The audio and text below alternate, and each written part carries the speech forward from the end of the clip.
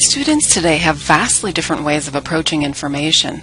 A traditional instructor-centered approach where content is disseminated in a top-down fashion focuses heavily on giving information. Instead of continually molding individuals into sequential learners, course and program designers today often employ a performance-based approach. This video shows you two different approaches using two faculty members. The two are Fran and Tom. Let's look at this scenario. Tom, who teaches dental health safety, gets ready for his class by choosing a textbook. He takes the textbook contents, the table of contents, and creates his schedule. This is what organizes his teaching and the students' learning. He makes sure to cover all of the contents. His assessments come from a test bank, and he is going to now teach the class. He has PowerPoints made of all of the chapters. He delivers 50-minute lectures over every single chapter. Fran, however, she teaches the same course, but she has a different approach. She is a planner.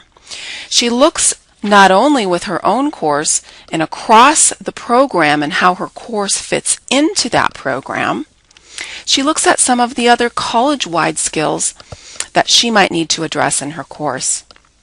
And she thinks, how does my course relate to other courses? And will I be assessing college-wide outcomes? And do I need to build that into my course? Fran also takes a look at the official college course outline for this particular course. This guides her on what she will be using and doing in the classroom and what she will be doing for assessment. The course competencies are where she zooms in to look at what the students need to be able to achieve at the end of her course. She also uses the same textbook as Tom.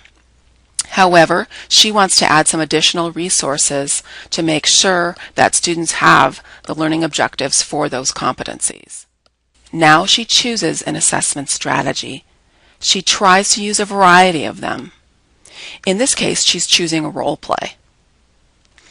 And then how will students know when the assessment is complete and if their performance was good enough? They will look at the criteria list that she's written ahead of time for that specific competency. Next, she looks at the assessment and plans and creates a rubric based off of the pre-established performance standards that are written for each competency. She comes up with a grading scale, a scoring guide, and values for each qualifier. She does this for each competency. Then finally, she creates learning plans. These are given to students so they know what the target competency will be, the standards for performance, and the day-to-day learning activities that are done either online or face-to-face or in hybrid formats. It doesn't matter what delivery mode with this approach. She teaches the class and delivers lectures, but she also has other learning activities that provide ample opportunities for students to practice. She uses those performance assessment tasks as her guide, and most importantly, so do the students. This alignment approach is supported. The alignment means you are assessing what you intend to assess.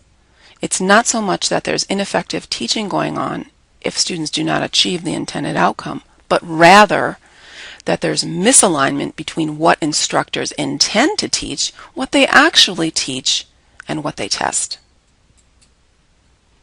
In other words, what I say I'm going to teach is what I actually teach, and it's also what I assess. When students don't learn, it doesn't always mean that they didn't study or work hard enough or that you weren't an entertaining teacher. The questions Fran would ask would be, well, what competencies did they not achieve? How did I teach that particular learning plan? What assignments did they complete or miss? What assessment tools were used for that particular competency? How can I change or improve this? And are there other best practices out there for this particular unit? The WIDS curriculum management system helps you organize this and align your curriculum to do just what Fran did. And the biggest question is, out of the two approaches, does it make a difference on which one you choose? Yes, it does, because we want to improve our learners' experience. We want to be better at what we do, but most of all, we want to be clear about what the outcomes will be as a result of that course. We want to be able to plan learning to achieve those targeted outcomes and design assessments that match. This overall will improve student learning.